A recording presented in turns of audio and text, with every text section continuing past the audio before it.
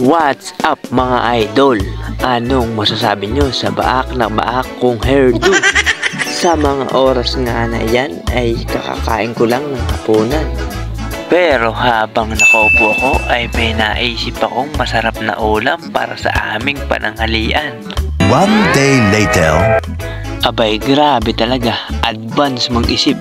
Kakahapunan pala ang ay tanghalian na kaagad kinabukasan ang naiisip. Wow! Kaya naman nang magising ako ng umaga ay dumiretso na kaagad ako sa aking mini farm para mag-harvest ng ilan sa aking mga pananim na gagamitin kong pangrekado sa aking naisip na ulam. At ang susubra naman ay aking ibebenta na. Tara mga idol, samahan niyo ako na mag-harvest ng ilan sa aking mga pananim. Let's go! Yan nga mga idol, medyo lumalago-lago na ilan nating mga pananim at rumarami na rin ang kanilang mga bunga. Harvest na, tara! Swim!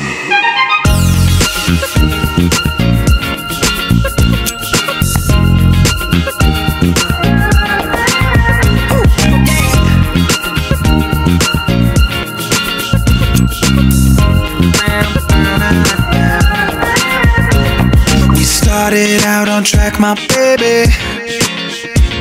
You held on to my heart like crazy. My entire world had changed insanely. My entire world had changed. My entire world had changed. Now we're falling out, falling out, falling out, falling out, falling out, falling out, falling out from the sky, from the sky. 'Cause we're living our, living our, living our, living our, living our, living our, living our, living our life. Yeah, we're living our life. The river's so wide, the truth multiplied. She turned inside. The river's so wide, ocean so deep. She lied in her sleep. The fall was too steep. The ocean so deep. Swim.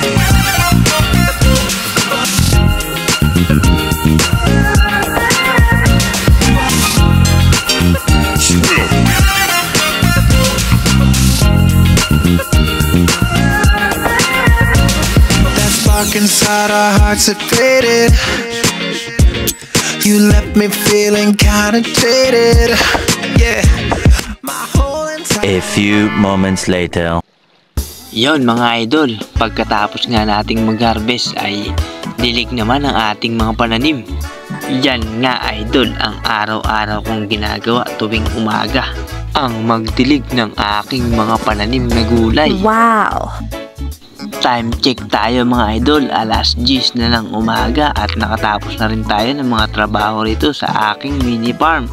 Oras na rin para lutuin ng aming ulam sa pananghalian. Let's go mga idol! Ito nga idol ang naisip ko nung gabi pa lamang na lutuin. Ayan mga idol, magsisigang tayo ng ginataang hipon with fully veggies. Pero bago ko simulan ng pagluluto ay nagsaing na muna ako.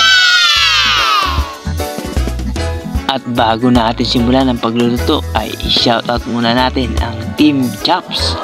Palike na rin ang kanilang Facebook page mga idol. Okay mga idol, balik na tayo sa aking pagluluto. Pagkasalang ko ng kaserola ay inilagay ko na rin ang mga sangkap gaya ng sampalok, kamatis, sili, sibuyas, meron ring kamote, sitaw.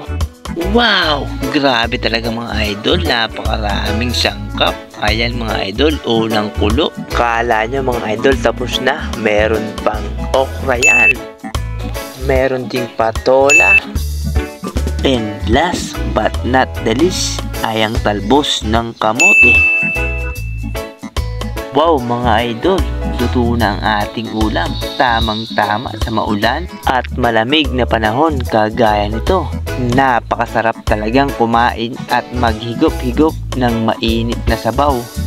Paano mga idol? Kakain na muna kami. Kung nagustuhan nyo ang video ito, baka naman pa-heart, share and follow na rin po bilang suporta sa akin mga idol. maraming salamat. Hanggang dito na lang. Bye-bye!